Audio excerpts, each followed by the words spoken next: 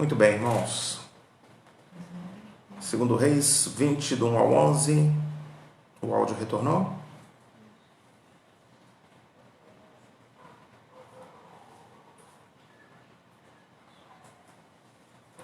Os irmãos me ouvem?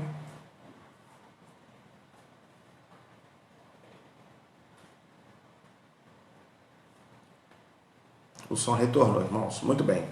Então nós estamos em Isaías 21 a 11. Perdoem, irmãos, essas dificuldades, elas são... essa prática do culto, da maneira como nós estamos realizando, é nova para todos nós, e nós, com essa tecnologia, com esses problemas, eu peço aos irmãos que, em nome de Jesus, nos perdoem e que tenham um pouquinho de paciência conosco. Mas muito bem.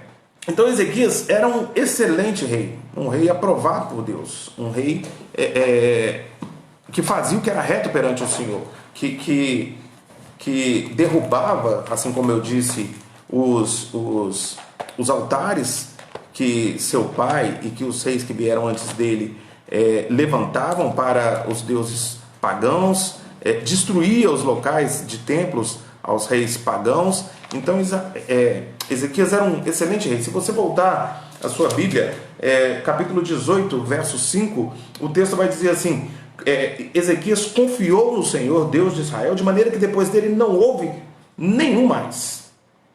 Não houve semelhante rei como ele, entre todos os reis de Judá, nem entre os que foram antes dele. Era um excelente rei, um homem que restituiu o culto a Yahvé, ao Deus da Bíblia. Muito bem.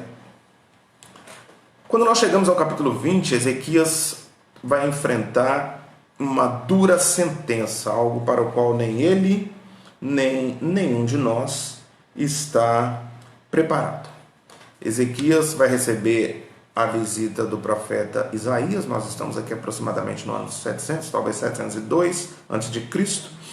Ele vai receber a visita do profeta Isaías, que vai levar a ele, Ezequias, uma mensagem vinda de Deus. Muito bem, irmãos. Nesses tempos de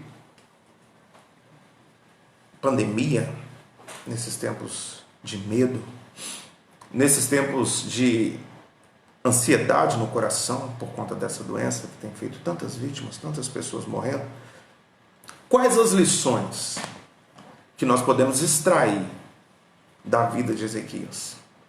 Quais lições dessa passagem, desse dia em especial, em que o rei Ezequias é visitado pelo profeta Isaías? Eu tirei aqui, irmãos, quatro apontamentos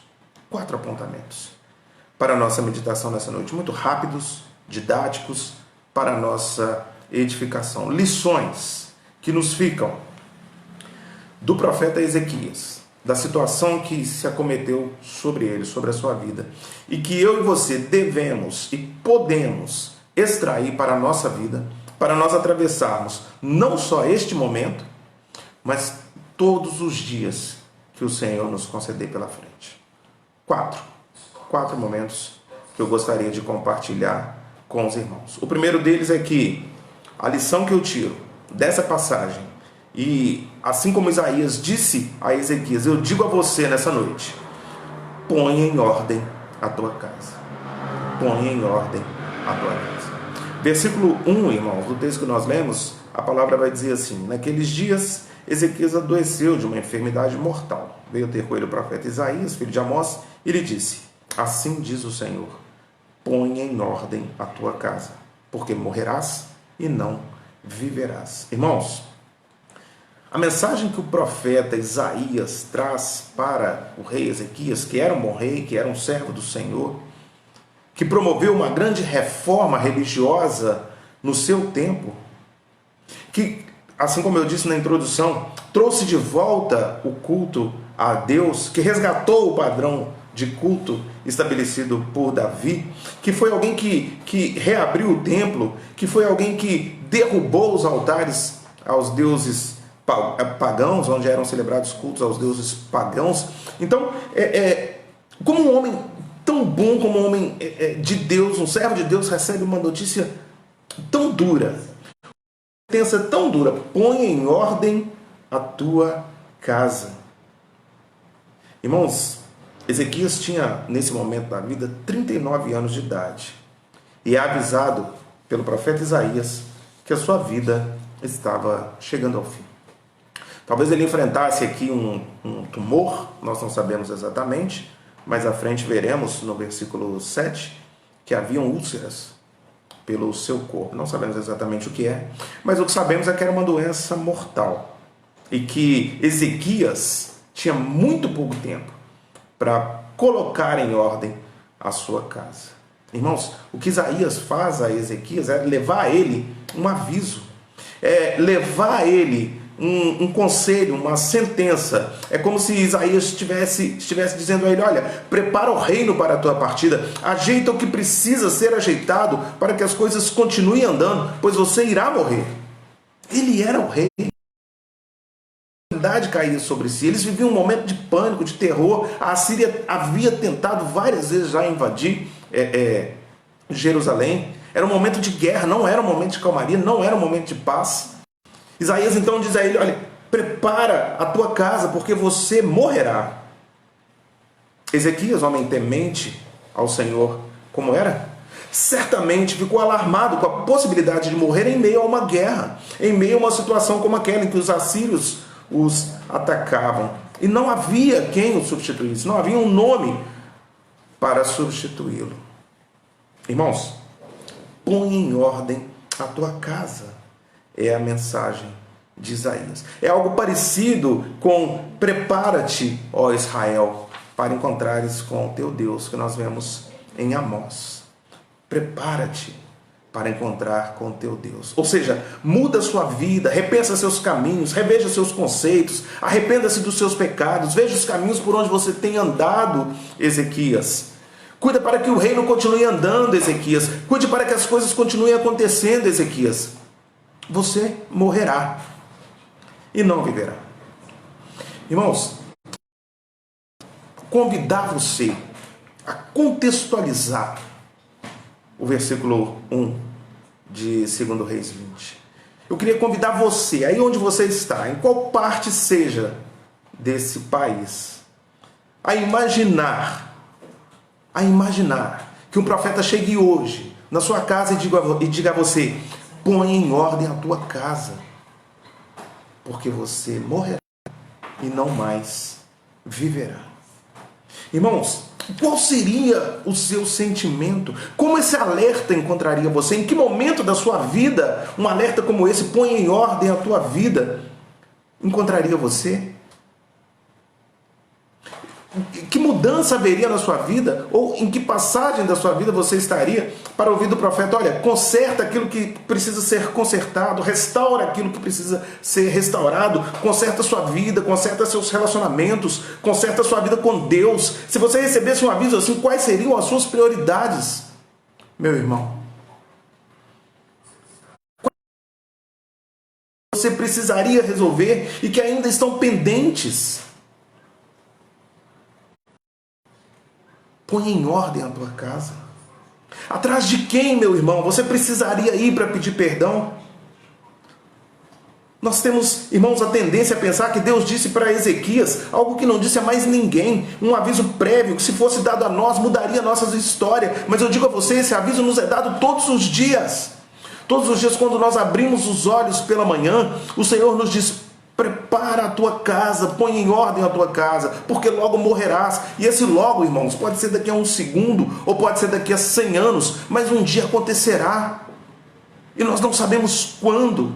E a Bíblia nos alerta, irmãos, várias e várias vezes de que esse dia chegará. A Bíblia nos lembra muitas e muitas vezes da brevidade da nossa vida, de como somos perecíveis, de como somos frágeis e de como devemos resolver as nossas coisas no dia de hoje, no tempo que é hoje, no tempo que temos.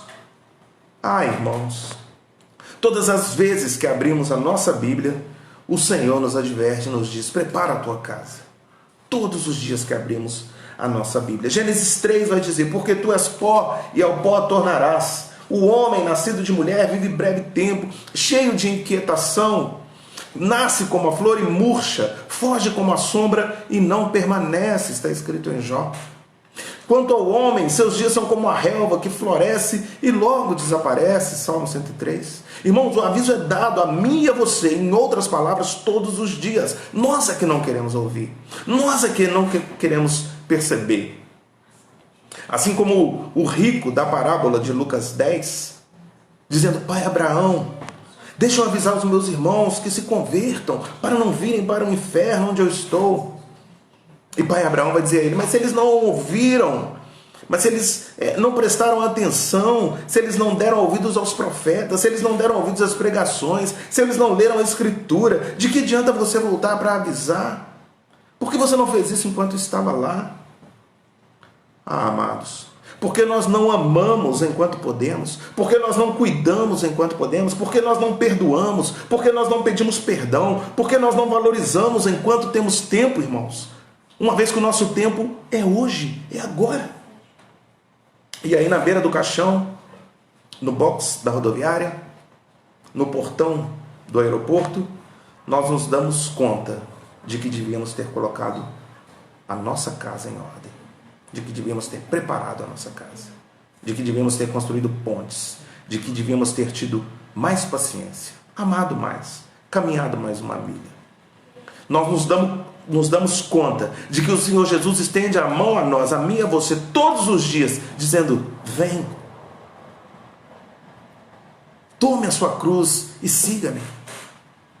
Vá dar tudo que você tem, tudo que é mais precioso a você, tudo que preenche o seu coração, tudo que toma o seu tempo, todos os seus ídolos, abandona e me segue. E muitos de nós dizem: amanhã eu farei isso, a partir de amanhã, como nós fazemos com a dieta, com os exercícios. A partir de amanhã eu farei isso.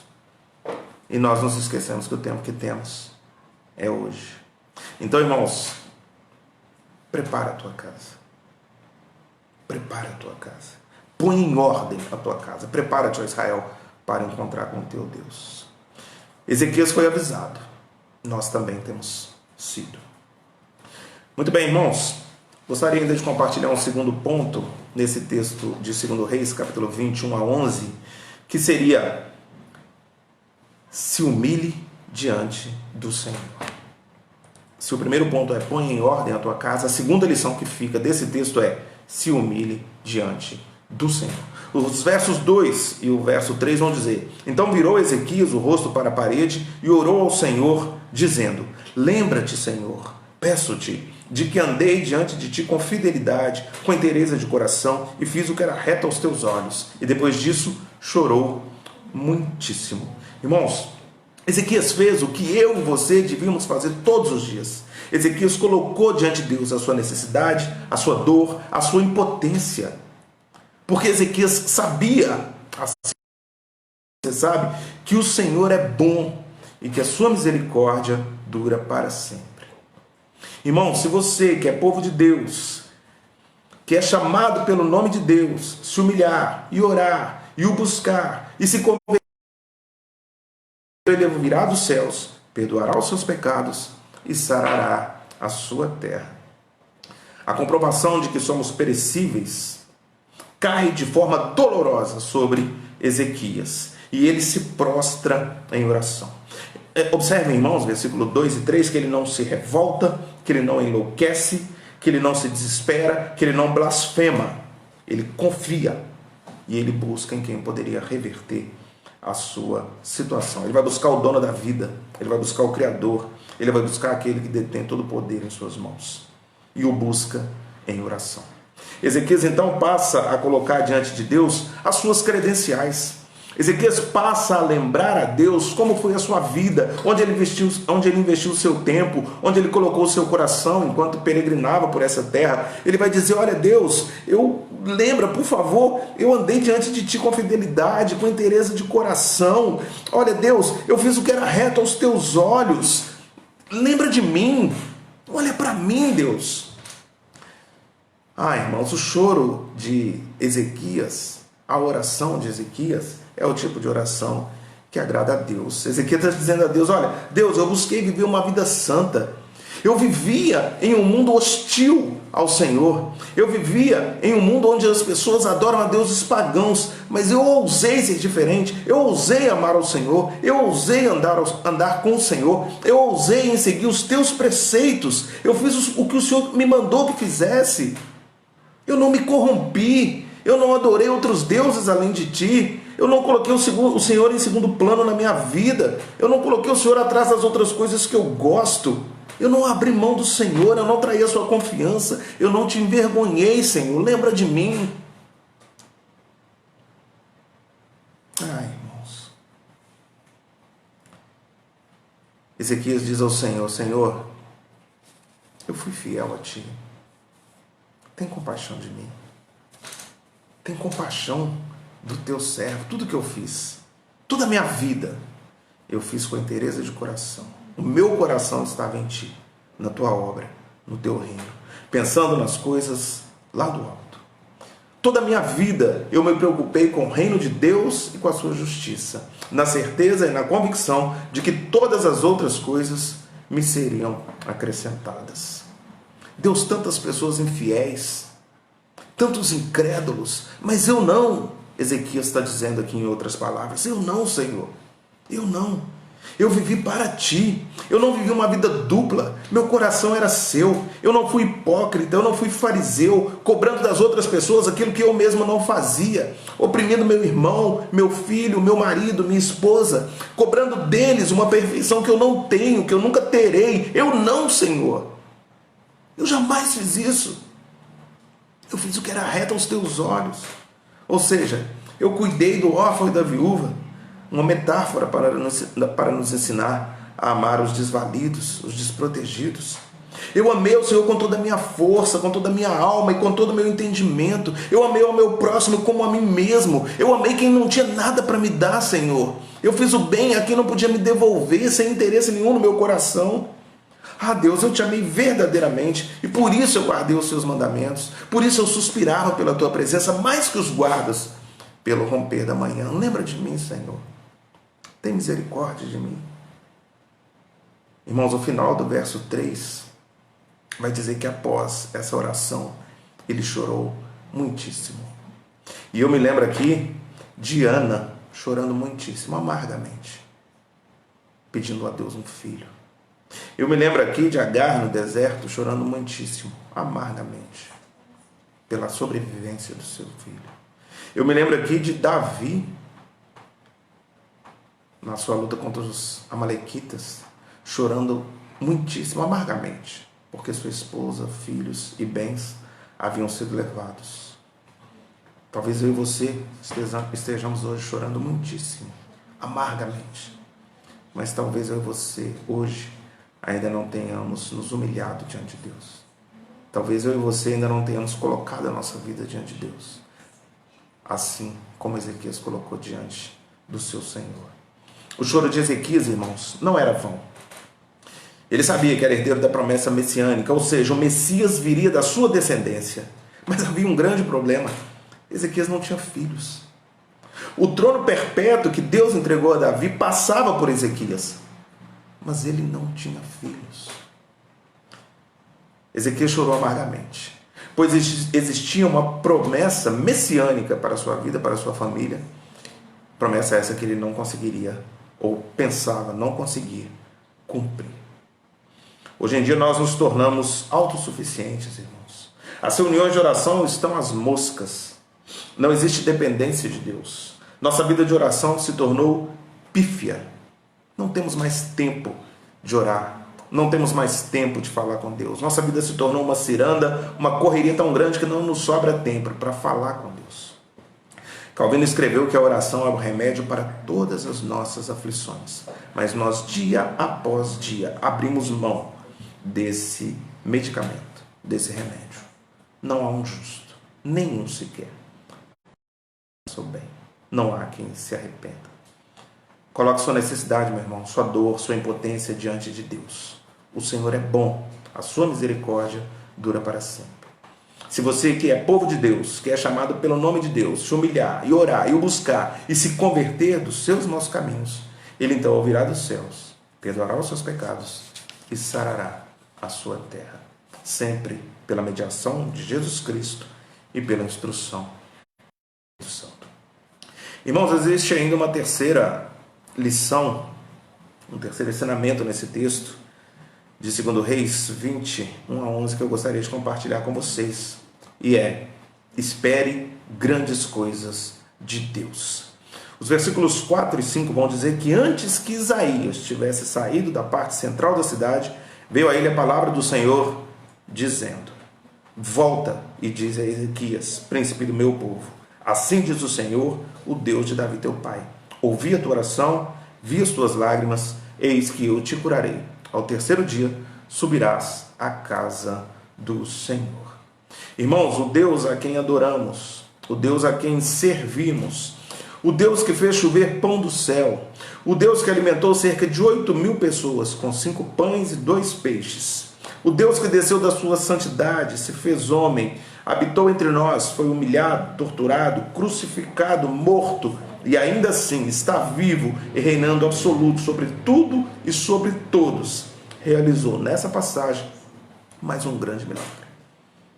Realizou nessa passagem mais um grande feito. Irmãos, Ezequias pede a Deus, ou pede ao profeta, uma prova de que ele seria curado. E Deus então faz com que o tempo retroceda, com que o tempo pare, com que o tempo volte atrás. Irmãos, apenas mais um dos grandes e muitos milagres que Deus fez por esse mundo. E mais do que isso, o que me causa mais pavor, o que me causa mais exultação ao nome do Senhor, não é nem o fato dele ter parado o tempo. O que me causa mais exaltação e louvor a Deus é o fato de ele ter ouvido a oração de Ezequias.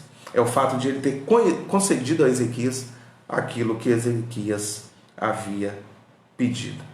No capítulo 19, versículo 35, o texto vai dizer assim: naquela mesma noite saiu o anjo do Senhor e feriu no arraial dos assírios 185.000 soldados assírios.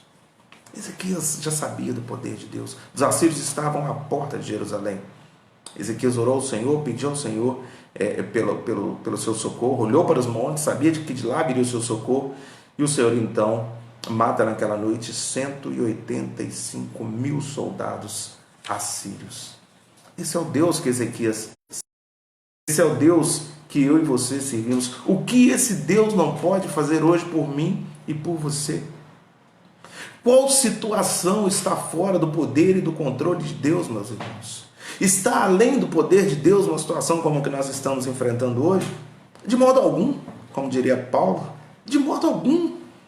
Aquietai-vos e sabei que eu sou Deus, sou exaltado entre as nações, sou exaltado na terra. Deus responde à oração de Ezequias, o que também não é surpresa, pois Deus sempre responde às nossas orações. Nós é que não ouvimos, nós é que não damos ouvidos, nós é que queremos que as orações sejam da forma como nós pedimos. Mas é porque às vezes Deus vai responder sim, às vezes vai responder não, às vezes vai responder espera. No caso de Ezequias, ele teve a sua oração imediatamente respondida. Deus ouviu a sua oração, e mais que isso, viu as suas lágrimas, viu a sua humilhação.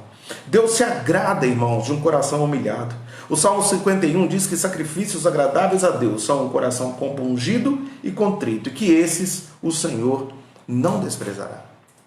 Bem-aventurados os humildes de espíritos, pois deles é o reino dos céus. Bem-aventurados aqueles que choram, como chorou em 2 Reis, capítulo 20, versos 1 a 11. Porque eles serão consolados. Então, irmãos, Deus resolve curar a Ezequias. Não porque a sua vontade mudou, não porque Deus voltou atrás, mas porque a vontade preceptiva de Deus foi tocada pela oração humilhada de um servo fiel a Ele. Irmãos, nós sabemos que a vontade de Deus, a vontade soberana de Deus, se divide em 2 tópicos: a vontade decretiva e a vontade preceptiva. A vontade decretiva é aquela em que Deus resolveu, dentro dos seus planos e propósitos, tudo o que iria acontecer, e isso fatalmente acontecerá. Ninguém, nada poderá fazer com que Deus se arrependa. Afinal, agindo Deus, quem impedirá? Mas a vontade ativa de Deus é aquela em que Deus usa causas secundárias, o que nós chamamos de livre agência de cada um dos seres humanos, para que eles possam realizar a sua vontade de acordo com aquilo que querem. Deus então permite que eles ajam de forma que as nossas ações redundarão naquilo que era a vontade primária de Deus. E a vontade de Deus, nós sabemos, é sempre boa, agradável e perfeita. Irmãos, o que Isaías fez foi levar a Ezequias um aviso. E esse é o papel do profeta. Esse é o papel de todo crente. Levar às pessoas do mundo um aviso. O profeta não traz o juízo, ele traz um aviso do juízo. E frequentemente condicionada à vontade e à resposta humana. Vou dar um exemplo a vocês. A mensagem de Jonas. Mais 40 dias e Nínive será destruída. Nínive se arrependeu e não foi destruída. Então o que o profeta faz é alertar a você que se não fizer o que Deus mandou, vontade preceptiva, Deus entrará com seu juízo, vontade decretiva. Precisamos entender, irmãos, que a vontade de Deus não muda, que Deus não volta atrás. Deus sempre soube que Ezequias adoeceria, que clamaria a ele e que seria curado.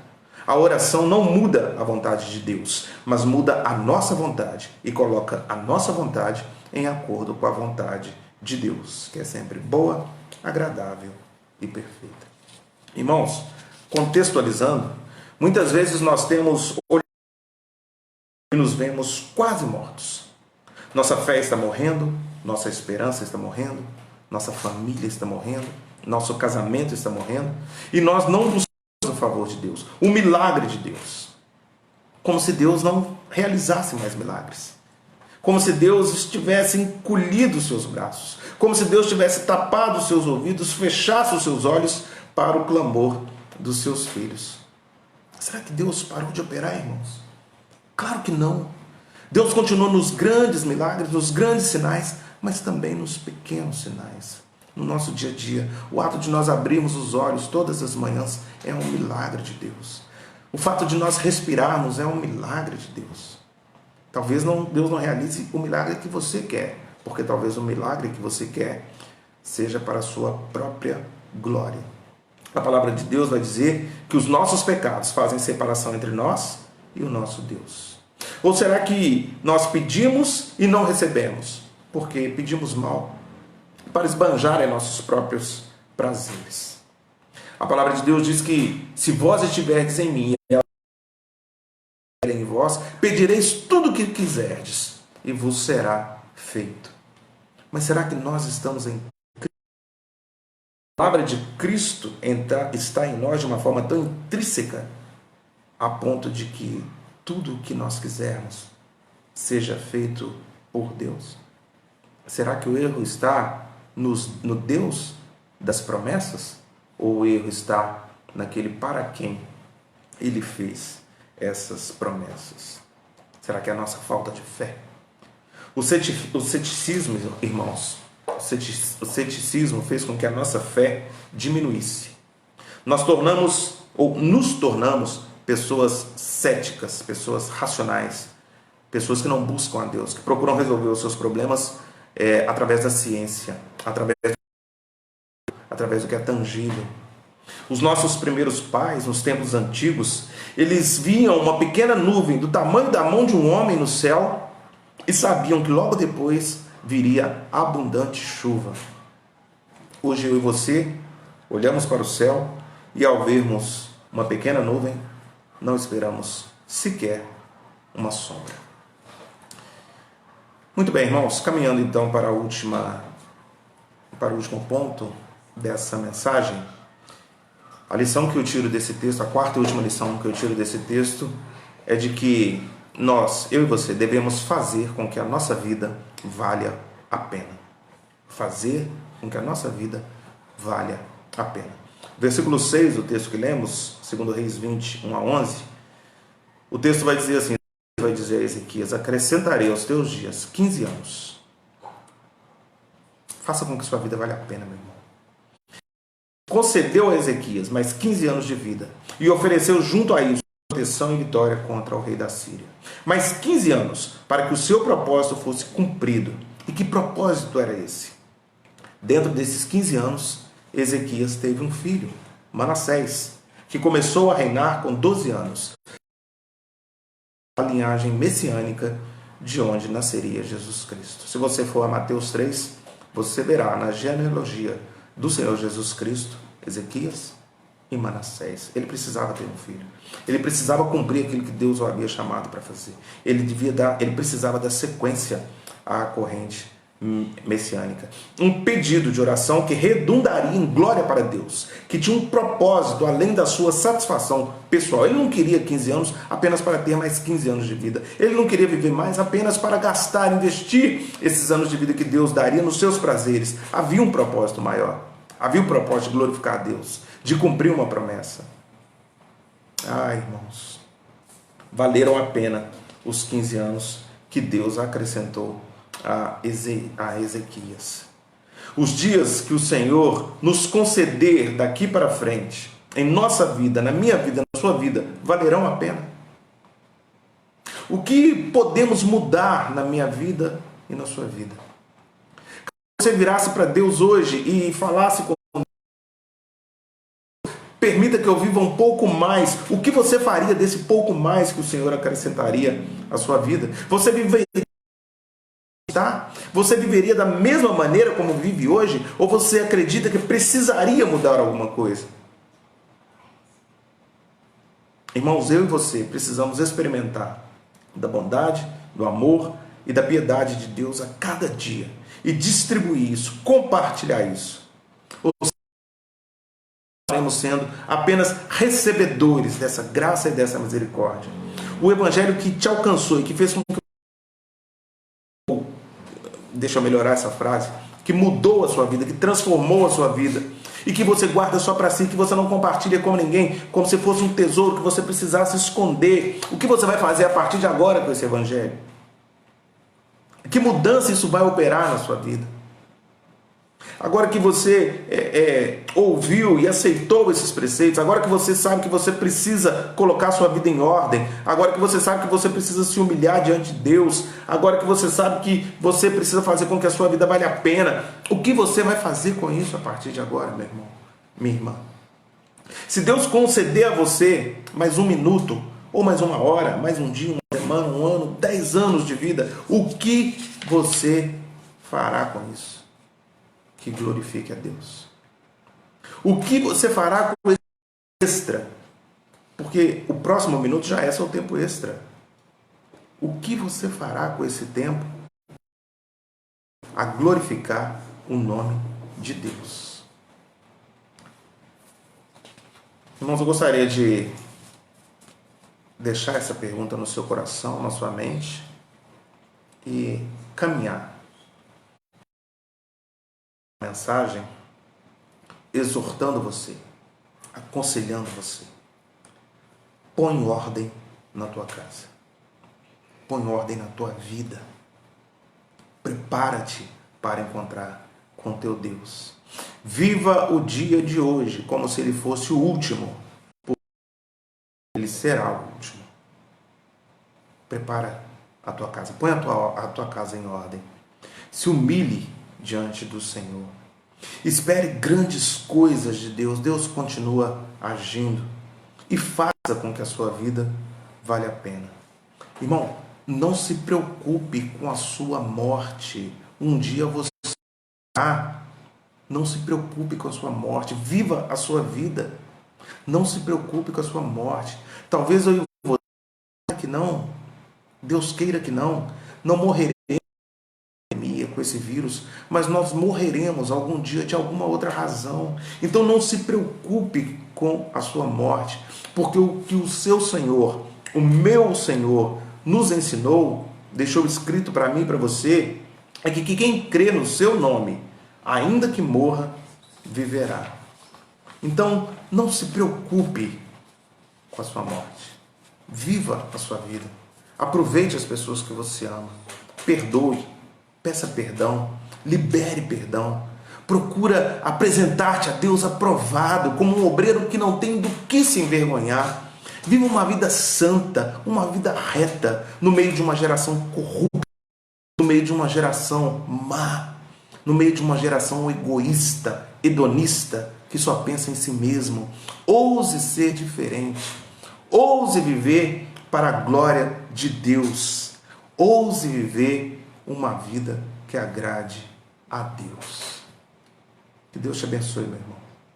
E que a lição que fica para nós na vida de Ezequias possa de fato e de verdade transformar o meu coração, o seu coração, para a glória de Deus, o nosso Pai. Eu queria convidar você mais uma vez a fechar os seus olhos. Nós vamos mais uma vez orar. E eu vou orar pela tua família, pela tua vida. E logo depois pedirei a bênção do Senhor sobre os teus filhos. Feche os seus olhos, vamos orar. Senhor, mais uma vez eu te agradeço, porque a tua palavra mais uma vez foi lida e foi compartilhada. Agradeço ao Senhor, Deus, porque passagens como essa nos lembram, Deus, de como fracos nós somos, frágeis, perecíveis. Ó Deus, a nossa vida é como neblina, se dissipa. Às vezes agimos e vivemos como se fôssemos autossuficientes, como se fôssemos donos dos nossos próprios narizes ou do nosso próprio nariz. Ó Pai, tem misericórdia de nós. Um texto como esse nos confronta. Um texto como esse nos humilha. Um texto como esse nos lembra de que sem o Senhor nós nada podemos fazer. Um texto como esse nos lembra de que nós somos pó e ao pó retornaremos. De que só estamos aqui para glorificar o Teu nome, para aproveitar do Senhor para sempre, para viver para o Senhor. Ó Deus, que em nome de Jesus, todos aqueles que ouviram essa mensagem agora ao vivo e que ouvirão posteriormente, acessando a página da igreja, possam ser impactados, não por mim, tão frágil, fraco e pecador como qualquer um deles, mas pela Tua palavra, porque a Tua palavra é a verdade. Sejam transformadas pelo poder do Evangelho, que vidas sejam transformadas, alcançadas pela Tua graça e pela Tua misericórdia. Livra-nos, Deus, do homem mau. Dá-nos uma semana de paz, uma semana de saúde, uma semana na Tua presença, uma semana em que mudaremos, em que seremos pessoas mais parecidas com Jesus. Que eu e os meus irmãos possamos preparar a nossa casa. Que eu e os meus irmãos possamos nos preparar para encontrar com o Senhor nosso Deus. Possamos viver uma vida de humilhação diante do Senhor e possamos viver uma vida que glorifique o Teu nome. Essa é a oração que eu faço, no nome, por amor, de ação do nosso Senhor e Salvador Jesus Cristo. Agora, amados irmãos, povo de Deus, que a graça de Jesus Cristo, que o amor de Deus, o nosso Pai, e que as doces e ternas consolações do Espírito Santo sobre vós repousem, sobre vós permaneçam, capacitando-nos a aguardar com alegria, sempre vigilantes, perseverando, com a esperança nas promessas daquele que prometeu e certamente virá nos buscar. Maranata, vem, Senhor Jesus. Amém, amém e amém. Meu irmão, minha irmã, eu queria agradecer a você pelo tempo que você nos entregou, dedicou à Igreja Presbiteriana em São Borja e dizer a você que essa mensagem está disponível na página da igreja no Facebook, Igreja Presbiteriana em São Borja. Que Deus abençoe muito a sua vida, a vida da sua família, e caso nós, na próxima quinta-feira, ainda estejamos sob esse regime de quarentena, eu espero você nesse mesmo canal, a partir das 19h30, onde nós estamos estudando a epístola que Paulo escreveu aos Romanos. Deus abençoe a sua vida, em nome de Jesus.